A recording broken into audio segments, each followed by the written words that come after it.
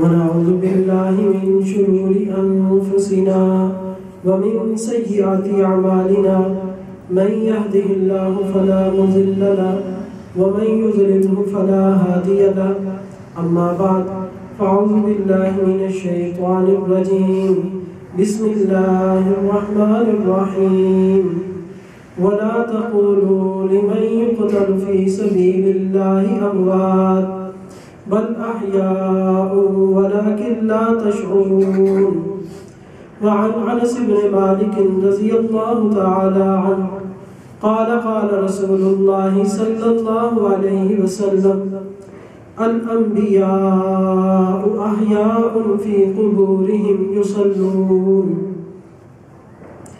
وعن أبي هريرة رضي الله تعالى عنه قال قال رسول الله صلى الله عليه وسلم ما من أحد يسلم علي إلا رد الله علي روحي حتى أرد عليه السلام. وعن أبي هريرة رضي الله تعالى عنه قال قال رسول الله صلى الله عليه وسلم من صلى علي عند قبري سمعته ومن صلى علي نائيا أعلمته أو كما قال عليه الصلاة والسلام. صدق الله العظيم وبلغنا رسوله النبي الكريم نحن على ذلك لمن الشاهدين والشاكرين والحمد لله رب العالمين. رب اشرح لي صدري ويسر لي أمري واحلل عقدة من لساني يفقهوا قولي. سبحانك لا علم لنا إلا ما علمتنا إنك أنت العليم الحكيم. درود پاک اللهم صل على محمد وعلى آل محمد كما صليت على إبراهيم وعلى آل إبراهيم إنك حميد مجيد. اللهم بارك على محمد وعلى آل محمد كما باركت على إبراهيم وعلى آل إبراهيم إنك حميد مجيد. انتہائی واجب الاحترام گرامی قدر سامعین و ناظرین، یہ آج کی ہماری علمی مجلس کی تیسری نشست ہے جو کہ الحمدللہ اتحاد اہل سنت والجماعت کے زیر اہتمام منعقد ہو رہی ہے۔ پہلی نشست میں ہم نے مسئلہ توسل پر علمی گفتگو کی تھی کہ اہل سنت والجماعت کا موقف کیا ہے کہ انبیاء علیہ السلام خصوصاً نبی پاک صلی اللہ تعالی علیہ وسلم کی ذات بابرکات کا وسیلہ دینا جائز ہے۔ اسی طرح اولیاء اللہ کا، صالحین کا، شہداء کا وسیلہ دینا جائز ہے۔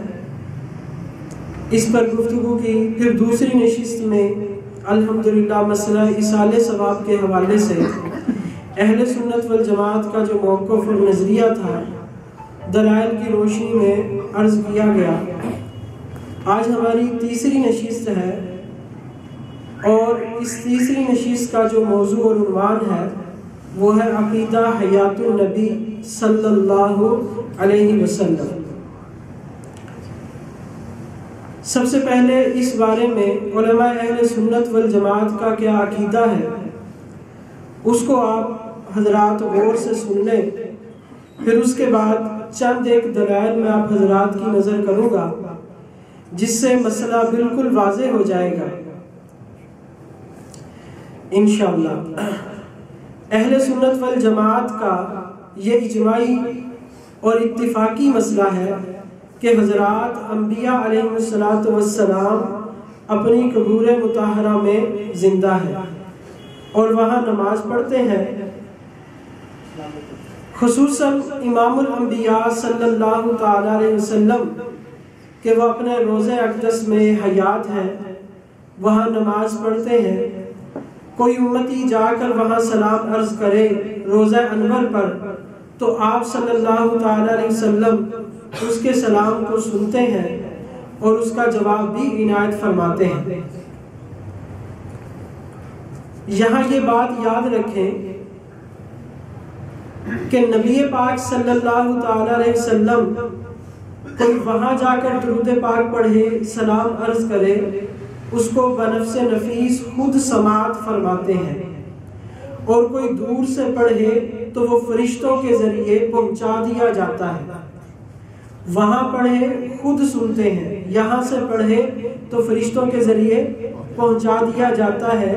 یہ اہل سنت والجماعت کا عقیدہ اور نظریہ ہے، اور اسی پر ہی اجماع ہے۔ علامہ سخاوی رحمۃ اللہ علیہ نے القول البدیع میں فرمایا ہے وَالْإِجْمَاعُ عَلَى هَذَا، اسی بات پر اجماع ہے، یعنی حیات الانبیاء علیہ السلام پر۔ یہ نقطہ میں نے ایک آپ کو جو بتایا ہے، اس کو آپ نے یاد رکھنا ہے۔ اب جو اس حیات کو نہیں مانتے، اس حیات کو نہیں مانتے، وہ کبھی ادھر جائیں گے، کبھی برزخ کی بات کریں گے، کبھی کہیں گے اس قبر سے مراد یہ قبر نہیں، اعلیٰ علیین میں مراد ہے، تو وہ بھی کہتے ہیں ہم بھی حیات کو مانتے ہیں، لیکن وہ اس سے مراد یہ لیتے ہیں کہ ہم اعلیٰ علیین میں مانتے ہیں۔ ایک لفظ آپ نے یاد رکھنا ہے، اس سے یہ پوچھنا ہے کہ جو آدمی روضہ انور پر حاضر ہو اور وہاں درود و سلام پڑھے، اس کو آپ صلی اللہ تعالی علیہ وسلم سنتے ہیں یا نہیں؟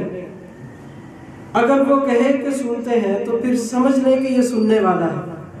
اگر وہ کہے کہ سنتے ہیں تو پھر کیا سمجھنا ہے؟ یہ سننے والا ہے، یعنی سننے کا قائل ہے۔ اور جو یہ کہے کہ وہاں سماع ثابت نہیں ہے، آپ صلی اللہ علیہ وسلم نہیں سنتے، لیکن حیات برزخی ہے، تو سمجھ لیں اس کا عقیدہ اور نظریہ اجماع اہل سنت والجماعت سے ہٹا ہوا ہے، وہ اس میں جو بھی تعویل کرے۔ بہرحال آپ نے سماع کا لفظ یاد رکھنا ہے کہ نبی پاک صلی اللہ تعالی علیہ وسلم کے پاس جا کر اگر کوئی بندہ درود پڑھے، سلام عرض کرے، اس کو آپ صلی اللہ تعالی علیہ وسلم سنتے بھی ہیں اور اس کا جواب بھی عنایت فرماتے ہیں۔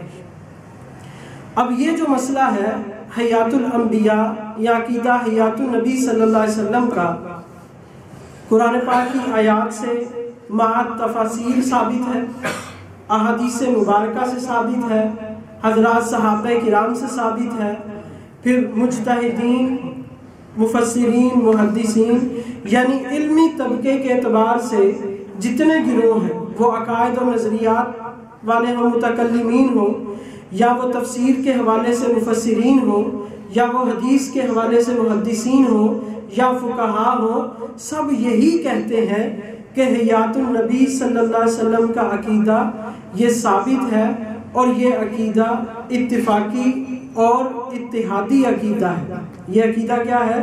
اتفاقی عقیدہ ہے۔ اب اس عقیدے کو، اس پر میں چند حوالہ جات آپ کے سامنے پیش کروں گا، جس سے بالکل واضح ہو جائے گا کہ یہ عقیدہ اہل سنت والجماعت کا جو اتفاقی اور اتحادی عقیدہ ہے، یہ واقعتاً دلائل سے ثابت ہے۔ اب دیکھیں، بعض لوگ یہ کہتے ہیں کہ بھئی عقیدہ قرآن سے ثابت ہوتا ہے، تو سب سے پہلے قرآن پڑھا جائے، قرآن کے بعد حدیث کا نمبر آتا ہے، قرآن کے بعد حدیث کا نمبر آتا ہے۔ ہم کہتے ہیں کہ بھی آپ کا یہ عقیدہ ہے کہ بھی عقیدہ قرآن سے ثابت ہوتا ہے، یہ آپ کا عقیدہ ہے؟ ان سے پوچھنا ہے، یعنی وہ تعویلات کرتے ہیں۔ جب بندہ عقیدے کا انکار کرتا ہے تو وہ پھر تعویلات کرے گا، جی قرآن سے دکھائے، مجھے بخاری سے دکھائے، مجھے مسلم سے دکھائے، مجھے فلاں چیز سے دکھائے، یعنی اس کی پسندیدہ جب تک دلیل نہیں دی جائے گی وہ مطمئن نہیں ہوگا۔ اس کا مطلب یہ ہے کہ یہ اس کے اندر وہ ماننے کی صلاحیت کم ہے، ماننے کی صلاحیت کم ہے۔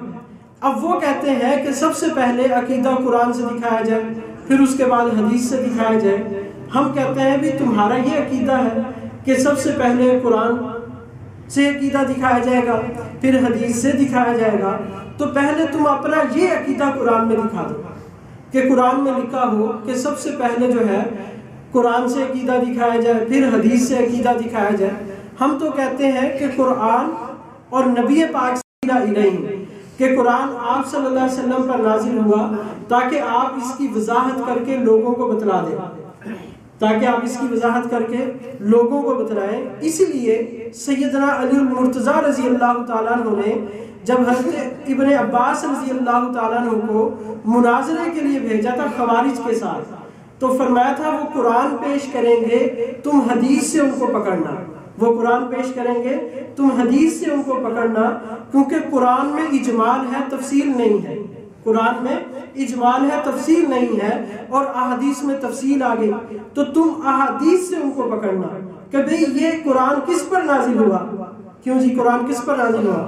نبی پاک صلی اللہ علیہ وسلم پر، تو لا محالہ جو نبی پاک صلی اللہ تعالیٰ علیہ وسلم بات سمجھیں گے وہی بات معتبر ہوگی۔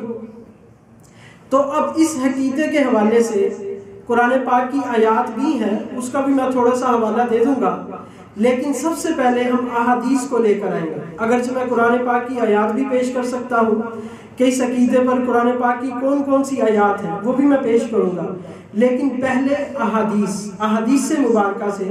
اور یہاں ایک بات یاد رکھیں، عقائد دو طرح کے ہیں، عقائد دو طرح کے ہیں، ایک ضروریات دین اور دوسرا ضروریات اہل سنت۔ کتنی طرح کے عقائد؟ ضروریات دین اور ضروریات اہل سنت۔ یہ میں اس لیے تھوڑا سا آپ کو ساتھ لے کر چل رہا ہوں کیونکہ یہ ہمارا کوئی واعظ نہیں ہے، یہ علمی مجلس ہے، سیکھنا اور سکھانا ہے، تو اس لیے آپ توجہ سے دھیان سے بیٹھیں گے تو پھر انشاءاللہ فائدہ ہوگا۔ تو عقائد دو طرح کے ہیں، ایک ہے ضروریات دین اور دوسرا ضروریات اہل سنت۔ ضروریات دین کو ثابت کرنے کا پیمانہ اور ہے، ضروریات اہل سنت کو ثابت کرنے کا پیمانہ اور ہے۔ ضروریات دین کا انکار کرنے والا اس کا حکم الگ ہے، ضروریات اہل سنت کا انکار کرنے والا اس کا حکم الگ ہے۔ جو آدمی ضروریات دین کا انکار کرے، جو آدمی ضروریات دین کا انکار کرے تو وہ آدمی اسلام سے خارج ہے۔ ضروریات دین، دین کی ضروری باتیں، ضروریات دین، دین کی ضروری باتیں، 5 نمازیں ہیں، حج فرض ہے، روزہ، یعنی وہ چیزیں جو قرآن پاک سے یا احادیث متواترہ سے ثابت ہے، ان چیزوں کو ضروریات دین کہتے ہیں۔ اب کوئی آدمی اس کا انکار کر دے یا اس کا غلط معنی لے لے، باطل تعویل کر لے، تو وہ آدمی دائرہ اسلام سے خارج ہے۔ اسی طرح ضروریات اہل سنت والجماعت وہ عقائد و نظریات ہیں کہ جس پر اہل سنت والجماعت کا اجماع اور اتفاق ہے، جس پر اہل سنت والجماعت کا اجماع اور اتفاق ہے، وہ چیزیں ضروریات اہل سنت والجماعت میں شامل ہیں۔ اور جو آدمی ضروریات اہل سنت میں سے کسی چیز کا انکار کر دے یا اس کی باطل تعویل کر دے تو وہ اہل سنت والجماعت سے خارج ہوگا۔ مسلمان تو اس کو کہیں گے، لیکن ہم کہیں گے کہ یہ اہل سنت والجماعت سے خارج ہے۔ اہل سنت والجماعت سے خارج ہونے کا مطلب کیا ہے؟ یعنی وہ بدعتی ہے۔ وہ کیا ہے؟ بدعتی ہے۔ اور بدعت کی مذمت احادیث پیغمبر میں واضح موجود ہے۔ نبی پاک صلی اللہ علیہ وسلم نے ارشاد فرمایا بدعت مردود ہے، من احدث فی امرنا ھذا، کہ جو بدعت نکالے گا وہ مردود، بدعت بھی مردود اور نکالنے والا بھی مردود۔ اور آپ صلی اللہ تعالی علیہ وسلم نے ارشاد فرمایا کہ بدعتی پر اللہ کی لعنت، فرشتوں کی لعنت اور تمام لوگوں کی لعنت ہے۔ بدعتی کا کوئی عمل مقبول نہیں، لا یقبل اللہ لصاحب بدعت صوما ولا صلاۃ ولا عدلا ولا صرفا، کہ بدعتی کا کوئی عمل مقبول نہیں ہے۔ اور آپ صلی اللہ تعالی علیہ وسلم نے جو 73 فرقے بتلائے تھے، ایک فرقہ جو جنت میں جائے گا وہ اہل سنت والجماعت کا ہوگا۔ اب اس فرقے سے یہ آدمی نکل گیا ہے، اس فرقے سے یہ آدمی نکل گیا ہے، اس لیے یہ کوئی معمولی بات نہیں ہے۔ یعنی وہ فرقہ، وہ جماعت، وہ گروہ جس کے بارے میں اللہ اور اللہ کے رسول نے یہ خبر دی تھی کہ یہ صراط مستقیم پر ہے اور یہ سیدھے راستے پر ہے اور یہ جنت کے راستے پر ہے، اب یہ اس راستے سے نکل گیا ہے۔ تو ضروریات اہل سنت کا اگر کوئی انکار کرے تو وہ اس راستے سے نکل جاتا ہے، ہٹ جاتا ہے۔ تو یہ جو عقیدہ ہے حیات النبی صلی اللہ علیہ وسلم کا یا حیات الانبیاء صلی اللہ تعالی علیہ وسلم کا، یہ عقیدہ اجماعی عقیدہ ہے اور ضروریات اہل سنت والجماعت کا، یہ ضروریات اہل سنت والجماعت میں سے ہے۔ اب اس پر بہت ساری احادیث، صحیح احادیث موجود ہے۔ مثال کے طور پر صحیح مسلم میں حدیث مبارکہ ہے، حضرت انس رضی اللہ تعالیٰ عنہ فرماتے ہیں کہ نبی پاک صلی اللہ تعالیٰ علیہ وسلم نے ارشاد فرمایا کہ میں نے حضرت موسیٰ علیہ السلام کو دیکھا کہ وہ اپنی قبر میں نماز پڑھ رہے ہیں، اپنی قبر میں نماز پڑھ رہے ہیں۔ یہ صحیح مسلم کی حدیث ہے، کتابیں موجود ہے، کسی نے اگر حوالہ دیکھنا ہو تو کتاب بیان کے بعد دیکھ سکتا ہے، اس کا میں ریفرنس دے دیتا ہوں۔ حدیث نمبر 165، صحیح مسلم حدیث نمبر 165، نبی پاک صلی اللہ تعالیٰ علیہ وسلم ارشاد فرماتے ہیں مررت علی موسیٰ، کہ میں موسیٰ علیہ السلام پر میرا گزر ہوا، وہو یصلی فی قبری، کہ وہ اپنی قبر میں نماز پڑھ رہے ہیں، اپنی قبر میں نماز پڑھ رہے ہیں۔ کتنی واضح حدیث۔ ہمارا موقف کیا ہے کہ انبیاء علیہ السلام اپنی قبروں میں حیات ہیں اور وہاں نماز پڑھتے ہیں، وہاں نماز پڑھتے ہیں۔ یہ خبر نبی پاک صلی اللہ علیہ وسلم نے ہمیں دی۔ آپ صلی اللہ تعالیٰ علیہ وسلم کا گویا کہ فرمان بھی ہے، اور نبی پاک صلی اللہ تعالیٰ علیہ وسلم کی تقریری حدیث بھی ہوئی۔ موسیٰ علیہ السلام نماز پڑھ رہے اور آپ صلی اللہ تعالیٰ علیہ وسلم نے ان کو دیکھ لیا، موسیٰ علیہ السلام کو نماز پڑھتے ہوئے دیکھ لیا، اور اس کی خبر نبی پاک صلی اللہ تعالیٰ علیہ وسلم نے ہمیں دی۔ صحیح مسلم حدیث نمبر 165۔ اسی طرح سنن نسائی میں حدیث نمبر 1631۔ اگر ہم دیکھیں محدثین کے اصول کے اعتبار سے تو محدثین کے اصول یہ ہے کہ جب سند بدل جائے تو حدیث بدل جاتی ہے، جب سند بدل جائے تو حدیث بدل جاتی ہے۔ مثال کے طور پر ایک بات ہے، اس کو نقل کرنے والے 50 آدمی ہیں، اس کو نقل کرنے والے 50 آدمی ہیں، بات ایک ہی ہے۔ مثال کے طور پر آپ صلی اللہ تعالیٰ علیہ وسلم نے ارشاد فرمایا کہ جو مجھ پر جھوٹ بولے جان بوجھ کر، اس کا ٹھکانہ جہنم ہے۔ اب یہ بات ہے، بات تو ایک ہے، لیکن جب اس کو 50 آدمی نقل کریں گے تو محدثین کی اصطلاح میں یہ 50 حدیثیں بن جائیں گی۔ یہ کیا بنے گی؟ یہ 50 حدیثیں بن جائیں گی، لیکن فقہا متن کو لیتے ہیں۔ یہ محدثین کی اپنی اصطلاح ہے کہ وہ سند کے بدلنے سے حدیث کی الگ اس کو شمار کرتے ہیں۔ تو اگر اس اعتبار سے دیکھا جائے تو اس کی بہت ساری سندیں ہیں۔ سنن نسائی میں تقریباً اس کی 7 سندیں موجود ہیں، گویا کہ 7 حدیثیں۔ اسی طرح صحیح مسلم میں اس کی کئی سندیں موجود ہیں، اور اسی طرح دیگر احادیث کی کتابوں میں یہ حدیث موجود ہے۔ تو گویا کہ متن ایک ہے، نقل کرنے والے 20 ہیں، تو یہ 20 حدیثیں بن جائیں گی محدثین کی اصطلاح میں۔ تو جو آدمی اب اس ایک حدیث کو نہیں مانتا، وہ صرف ایک حدیث کا نہیں انکار کر رہا، بلکہ وہ 20 احادیث کا انکار کر رہا ہے، وہ 20 احادیث کا انکار کر رہا ہے جو اس عقیدے کو نہیں مان رہا۔ اب دیکھیں سنن نسائی کے کیا الفاظ ہیں۔ یہ واقعہ سنن نسائی میں اس کی تھوڑی سی وضاحت موجود ہے۔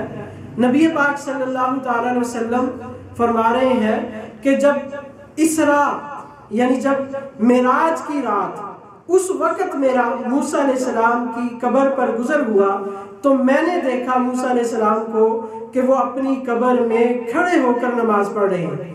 سنن نسائی کے یہ الفاظ ہیں۔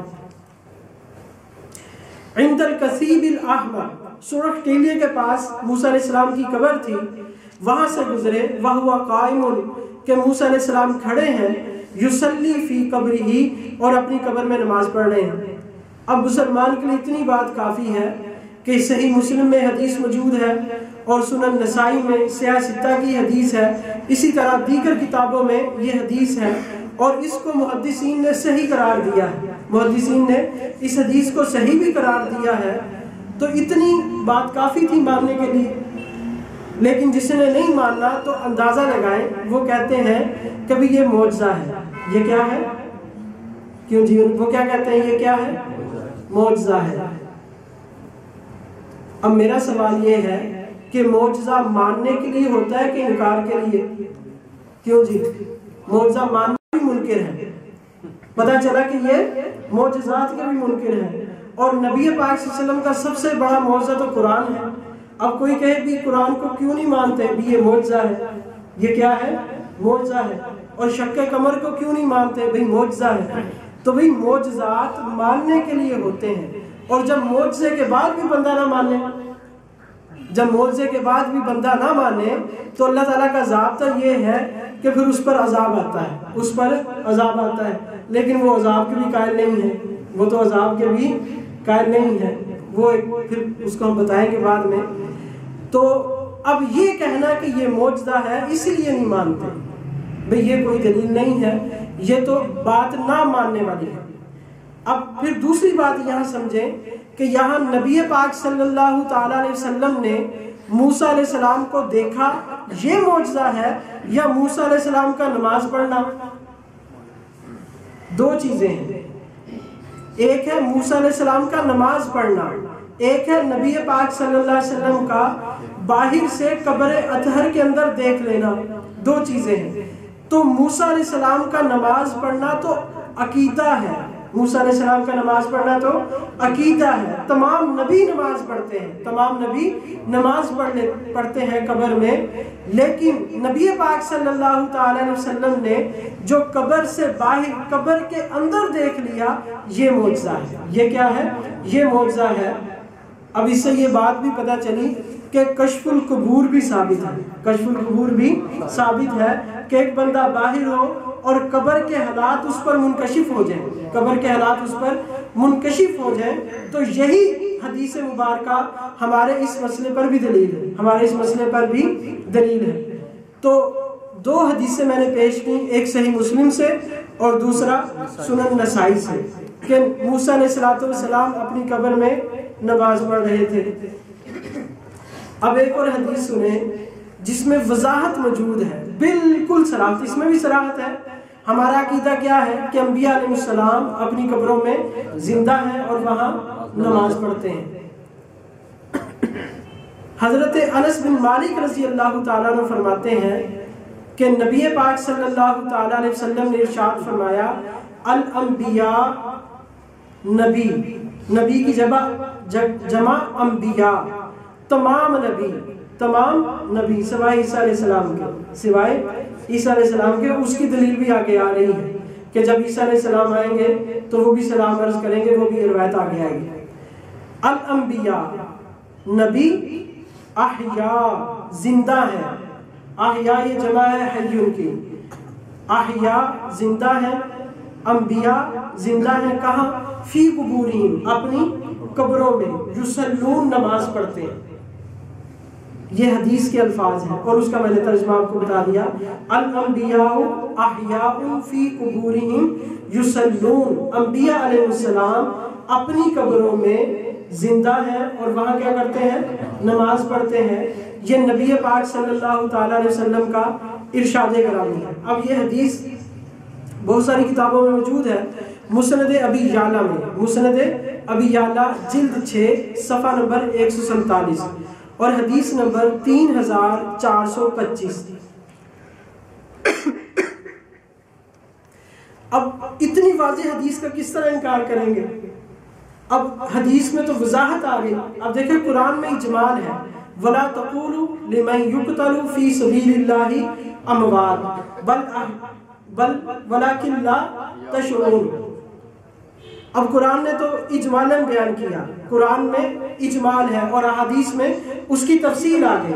نبی پاک صلی اللہ تعالیٰ علیہ وسلم نے فرما دیا کہ انبیاء علیہ السلام اپنی قبروں میں زندہ ہیں اور وہاں نماز پڑھتے ہیں۔ اب یہ تفصیل آ گئی۔ اب یہ حدیث مسند ابی یعلا میں ہی یاد رکھیں۔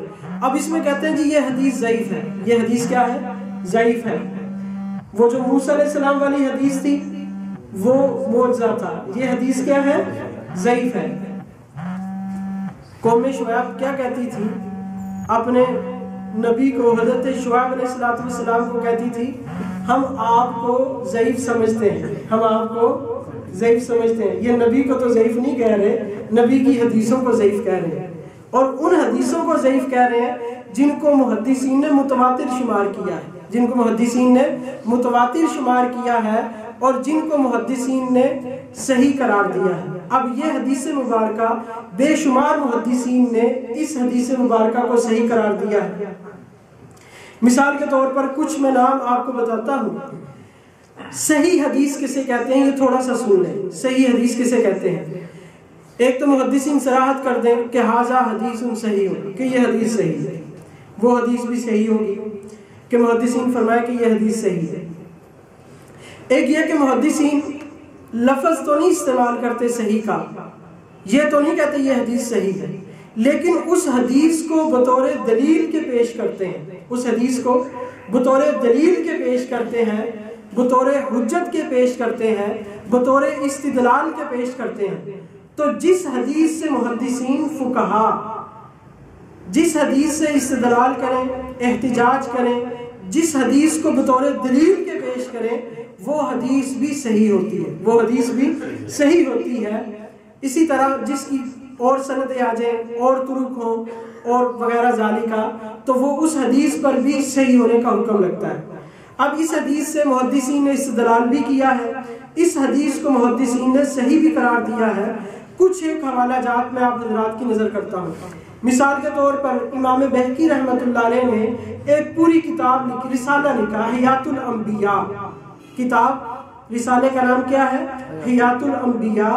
اس میں انہوں نے اس حدیث سے استدلال کیا ہے، اس حدیث سے استدلال کر کے اس حدیث کا صحیح ہونا اور اس حدیث کا حجت ہونا انہوں نے ثابت کر دیا۔ پورا رسالہ ہے، وہ میرے پاس موجود ہے اگر کسی نے زیارت کرنی ہو۔ اسی طرح امام تقی الدین سبکی رحمۃ اللہ علیہ نے شفاء السقام میں اس حدیث کو صحیح قرار دیا ہے۔ حافظ ابن حجر اسقلانی رحمۃ اللہ علیہ نے فتح الباری مشہور کتاب ہے بخاری شریف کی شرح، اس میں اس حدیث کو صحیح قرار دیا۔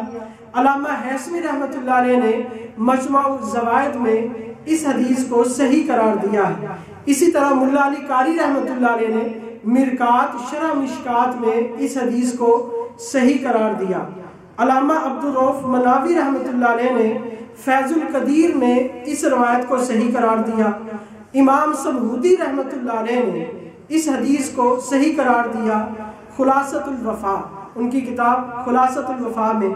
اسی طرح علامہ زرقانی رحمۃ اللہ علیہ نے شرح زرقانی میں اس حدیث کو صحیح قرار دیا۔ علامہ سیوطی رحمۃ اللہ علیہ نے اس حدیث کو صحیح قرار دیا۔ علامہ عزیزی نے السراج المنیر میں، شیخ عبدالحق محدث دہلوی رحمۃ اللہ علیہ نے مدارج النبوہ میں، علامہ شبیر احمد عثمانی رحمۃ اللہ علیہ نے فتح الملہم میں، علامہ انور شاہ کشمیری نے فیض الباری میں، اسی طرح دیگر محدثین نے اس روایت کو صحیح قرار دیا ہے۔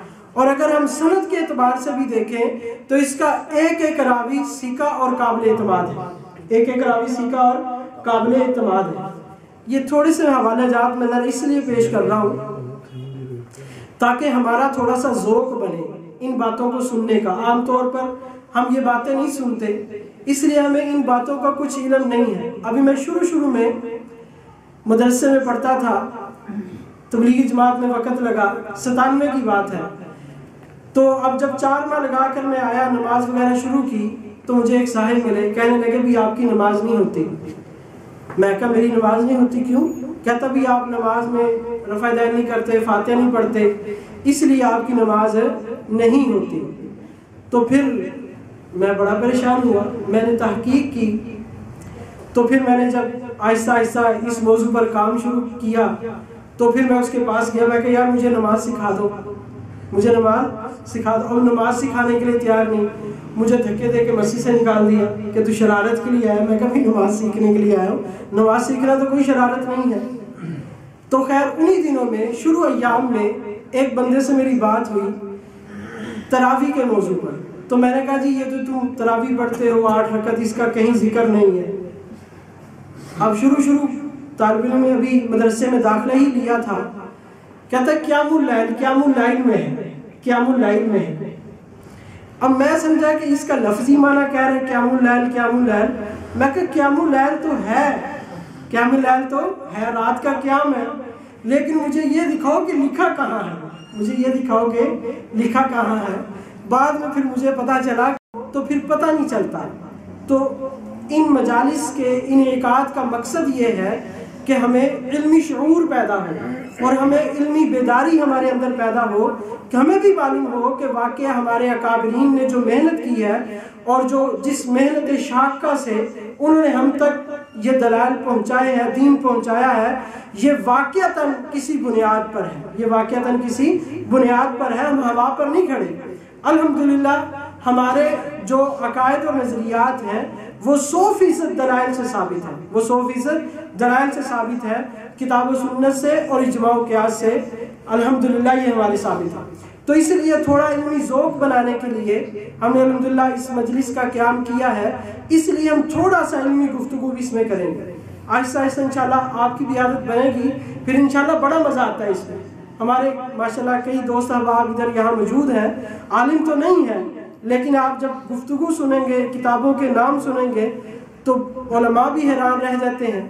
تو مسئلہ کیا ہے کہ انہوں نے اس چیز میں اپنے آپ کو مشغول کیا، کتابوں کے نام، کس فن پر کون سی کتابیں ہیں، اسماء رجال، حدیث صحیح ضعیف، اس موضوع پر انہوں نے کام کیا۔ تو الحمدللہ تو یہ ایک بڑا الحمدللہ ایک علم کا جس کو چسکا لگ جاتا ہے نا، پھر وہ اس میں آگے بڑھتا رہتا ہے۔ اور حدیث میں آتا ہے کہ مومن کبھی خیر کے کاموں سے کبھی بھی اس کا پیٹ نہیں بھرتا یہاں تک کہ وہ جنت میں پہنچ جاتا ہے۔ تو یہ حدیث مبارکہ الانبیاء احیاء فی قبورہم یصلون، یہ حدیث مبارکہ کیا ہے؟ بالکل صحیح حدیث ہے۔ اگر کوئی کہے ضعیف ہے تو اسے کہنا کہ تم سے زیادہ قوی ہے، تم سے زیادہ قوی ہے، اتنی تو یہ قوی روایت ہے۔ اسی طرح پھر اس کے بعد سنن ابی داود میں حدیث مبارکہ ہے، سیدنا ابو ہریرہ رضی اللہ تعالیٰ عنہ ارشاد فرماتے ہیں کہ نبی پاک صلی اللہ تعالیٰ علیہ وسلم نے ارشاد فرمایا ما من احد یسلم علی الا رد اللہ علی روحی حتی ارد علیہ السلام، کہ آپ صلی اللہ تعالیٰ علیہ وسلم نے ارشاد فرمایا کہ جب کوئی مجھ پر سلام پڑھتا ہے، سلام کرتا ہے، تو اللہ تبارک و تعالیٰ میری روح کو متوجہ فرماتے ہیں، میری روح کو لوٹا دیتے ہیں، میری روح کو متوجہ فرماتے ہیں، حتیٰ ارد علیہ السلام، یہاں تک کہ میں اس کے سلام کا جواب دیتا ہوں۔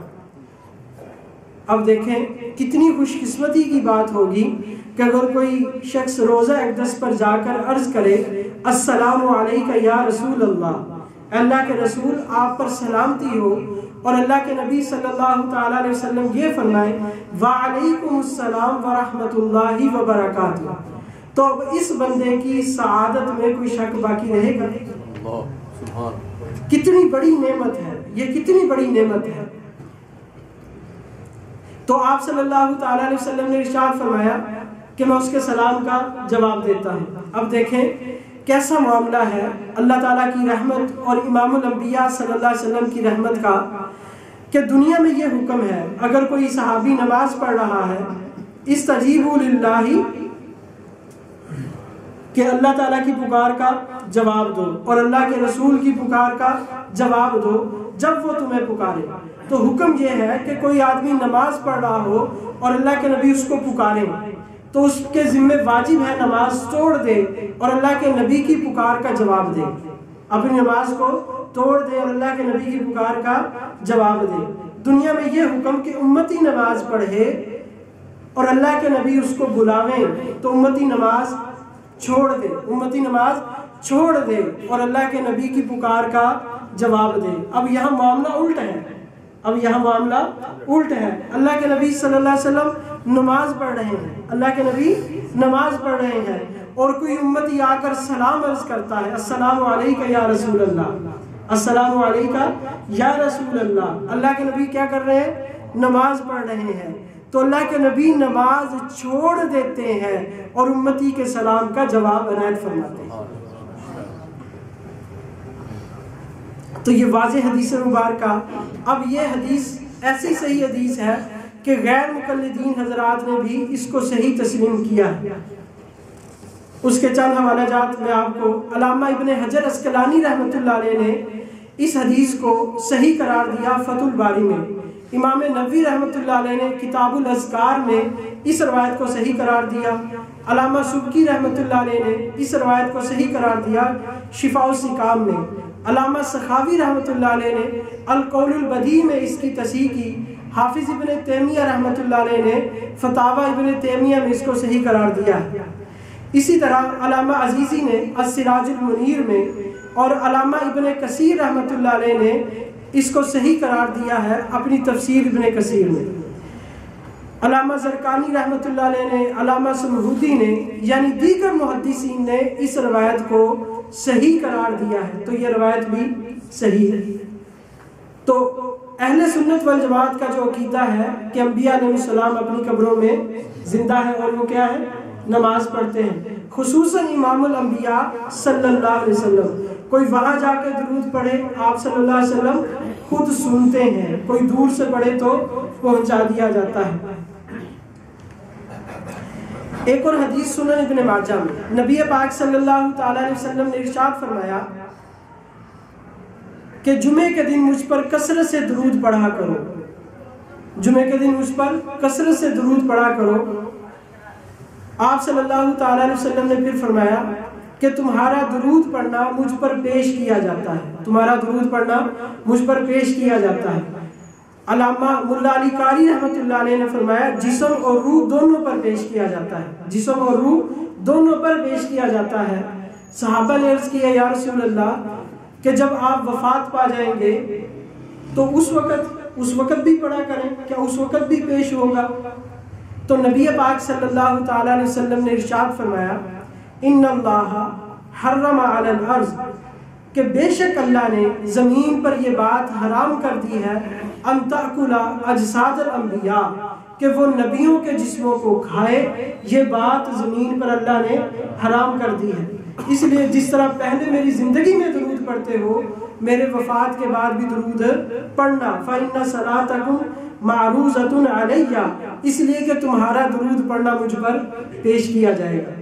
تو اس حدیث مبارکہ میں پتہ چلا کہ آپ صلی اللہ تعالیٰ علیہ وسلم پر درود پیش کیا جاتا ہے، آپ صلی اللہ علیہ وسلم درود کو سنتے ہیں۔ لیکن اگلا جملہ بھی اللہ کے نبی نے ارشاد فرما دیا۔ مختلف استعداد کے لوگ ہیں، بعض اسی سے بات سمجھ جائیں گے کہ انبیاء زندہ ہوتے ہیں، بعضوں کو صلاحت کی ضرورت ہے، تو اللہ کے نبی نے فرمایا فَنَبِيُّ اللَّهِ حَيٌّ يُرْزَقُ، بس اللہ کا نبی زندہ ہوتا ہے، اس کو رزق دیا جاتا ہے، اللہ کا نبی زندہ ہوتا ہے، اس کو رزق دیا جاتا ہے۔ یہ سنن ابن ماجہ میں یہ حدیث مبارکہ موجود ہے۔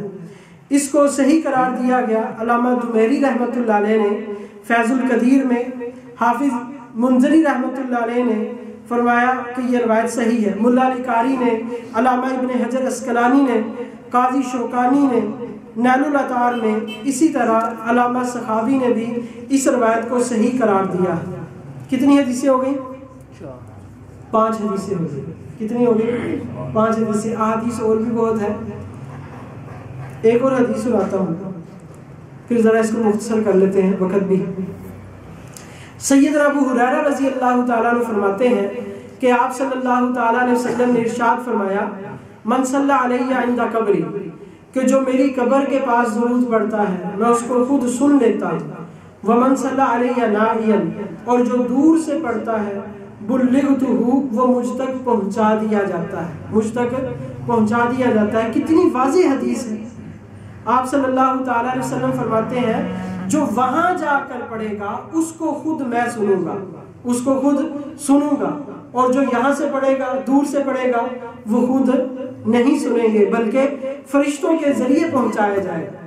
حدیث پاک میں آتا ہے فَإِنَّ لِلَّهِ مَلَائِكَةً سَيَّاحِينَ فِي الْأَرْضِ يُبَلِّغُونِي عَنْ أُمَّتِ السَّلَامِ، کہ اللہ نے فرشتوں کی جماعت مقرر کی ہے جو پوری روئے زمین میں گشت کرتی ہے، اور میری امت میں وہ لوگ جو مجھ پر درود و سلام پڑھتے ہیں وہ مجھ تک پہنچاتے ہیں، وہ مجھ تک پہنچاتے ہیں۔ یہ حدیث مبارکہ بھی صحیح ہے، اس کو ابن حجر اسقلانی رحمۃ اللہ علیہ نے صحیح قرار دیا ہے، حسن جید قرار دیا ہے۔ ملا علی قاری رحمۃ اللہ علیہ نے اس کی تصحیح کی ہے، اور دیگر محدثین نے اس حدیث مبارکہ کی تصحیح کی ہے۔ اب یہ حدیث مبارکہ واضح احادیث ہے جس میں یہ پتہ چل رہا ہے کہ انبیاء علیہ السلام اپنی قبروں میں زندہ ہیں۔ کوئی وہاں جا کر درود پڑھے تو حضور صلی اللہ علیہ وسلم خود سنتے ہیں، اجماعی اور اتفاقی عقیدہ ہے۔ اب اس کے بعد کچھ علماء کے محدثین کے نام میں عرض کر دیتا ہوں، پھر اس کے بعد ہم سوال جواب کا بھی نشست رکھتے ہیں۔ مثال کے طور پر علامہ ابن حجر اسقلانی رحمۃ اللہ علیہ جو شارح صحیح بخاری ہیں، خاتم المحدثین بھی انہیں کہا جاتا ہے، ان کا عقیدہ بھی یہی ہے کہ وہ کہتے ہیں کہ نبی پاک صلی اللہ علیہ وسلم اپنی قبر میں زندہ ہے، آپ صلی اللہ علیہ وسلم اپنی قبر میں زندہ ہے۔ فتح الباری میں یہ عقیدہ لکھا ہے۔ علامہ ذہبی رحمۃ اللہ علیہ نے سیر اعلام النبلاء میں لکھا ہے کہ آپ صلی اللہ تعالیٰ علیہ وسلم اپنی لاحد میں قبر مبارک میں زندہ ہے۔ علامہ ابن تیمیہ رحمۃ اللہ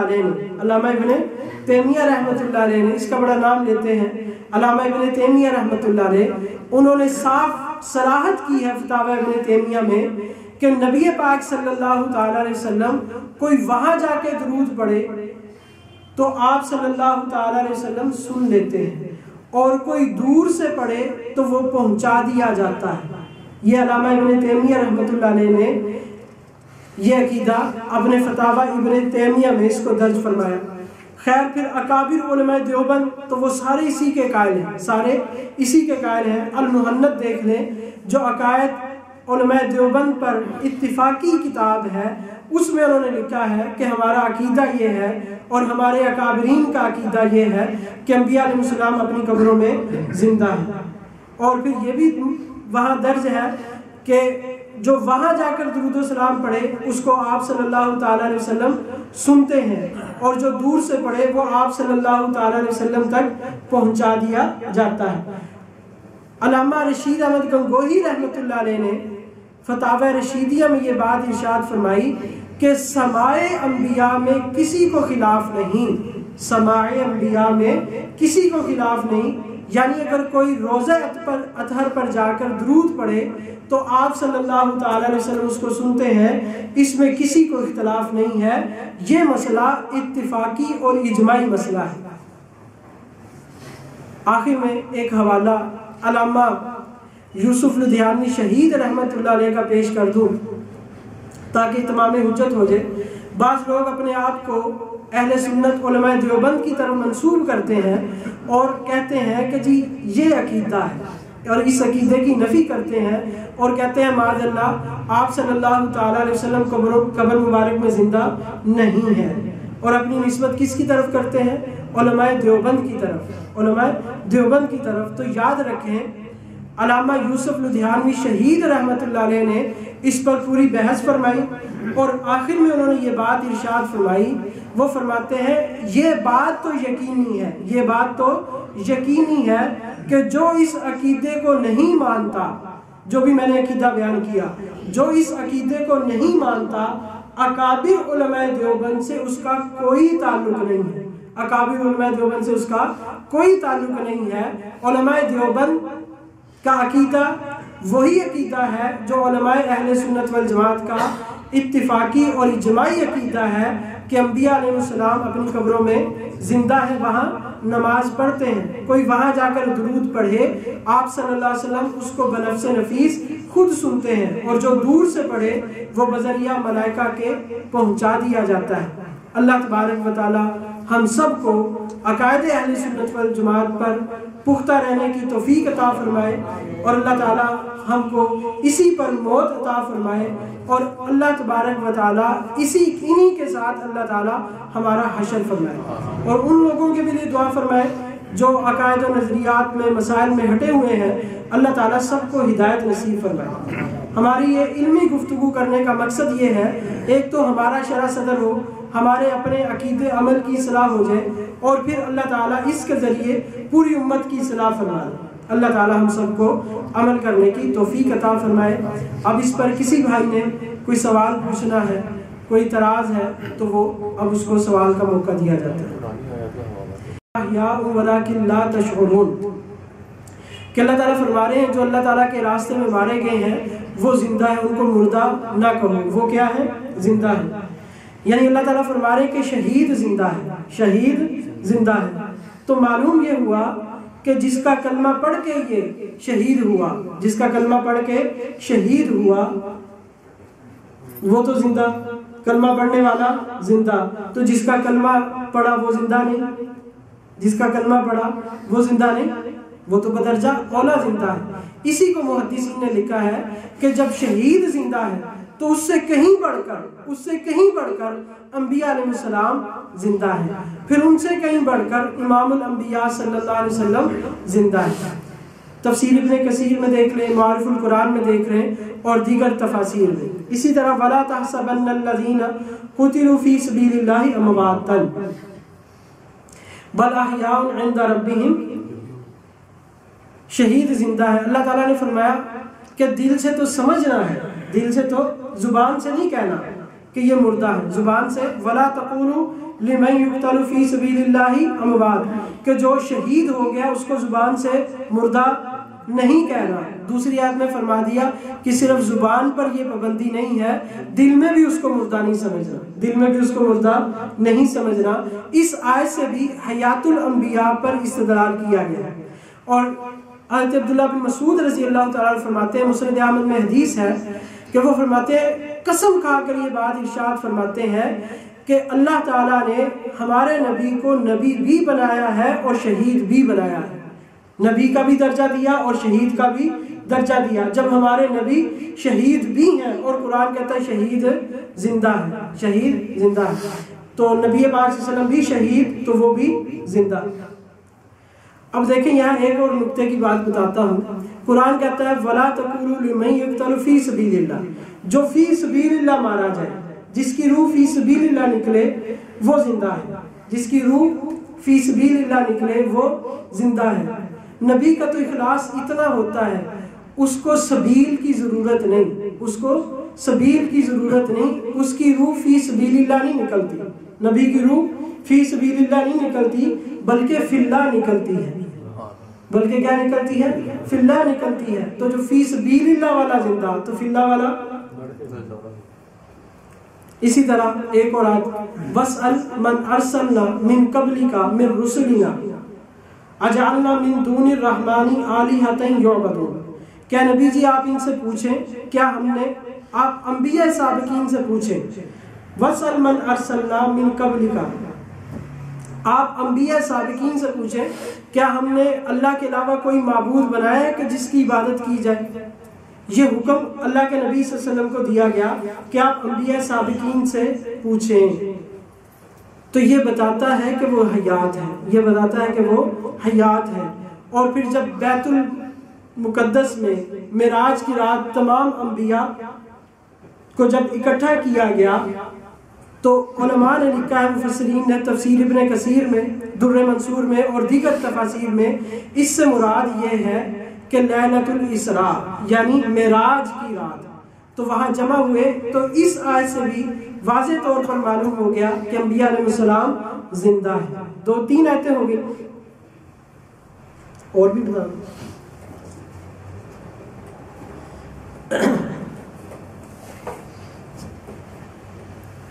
اسی طرح اور بھی خیر آیات ہیں، کسی بھائی نے اور سوال پوچھنا ہے تو وہ پھر یہ بھی ایک مستقل موضوع۔ آپ نے برزخ کی تھوڑی تعریف کر۔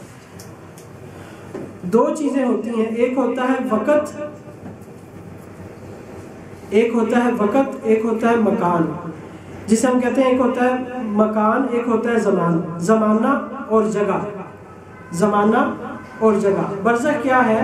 برزخ کسی جگہ کا نام نہیں ہے، برزخ کسی جگہ کا نام نہیں ہے، برزخ نام ہے وقت کا، برزخ نام ہے وقت کا، یعنی موت سے لے کر قیامت تک کے زمانے کو، اس ٹائم کو برزخ کہتے ہیں۔ من ورائہم برزخ الی یوم یبعثون، یہ موت سے لے کر قیامت تک کا زمانہ، یہ برزخ کا زمانہ ہے۔ تو جب ہم کہتے ہیں کہ آپ صلی اللہ علیہ وسلم قبر اطہر میں زندہ ہیں تو وہ جگہ کی تعیین ہے، وہ جگہ کی تعیین ہے۔ جب ہم کہتے ہیں کہ برزخی حیات ہے تو وہ ٹائم کی تعیین ہے، وقت کی تعیین ہے۔